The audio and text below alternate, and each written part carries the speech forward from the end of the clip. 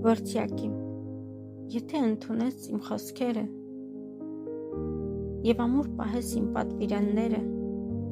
ականջ դնես իմաստությանը և սրտիդ խոհեմությունն օղես, երբ իմացությունը կանչես և ձայն տաս խոհեմությանը,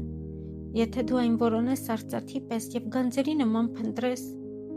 այն ժամանակ էլ կհասկանաս Տիրոջ երկյուղը և կգտնես Աստծո գիտությունը, որովհետև Տերն է տալիս իմաստությունը, նրա բերանից են գիտությունն ու խոհեմությունը, նա ուղղամիտների համար հաջողություն է վերապահում, վահան պառկեշտությամբ ընթացողների համար, որպեսզի պահպանի արդարության շավիղները, նա է պահում հավատավորների ճանապարհը, այն ժամանակ կհասկանաս արդարությունն ու իրավունքը, ուղղամտությունն ու ամեն բարի ուղին, որովհետև իմաստությունը քո սիրտը կմտնի և գիտությունն ախորժելի կլինի քո հոգուն,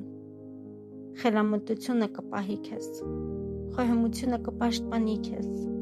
որպեսզի քեզ ազատի չար մարդու ճանապարհից և նենգություններ խոսող մարդուց։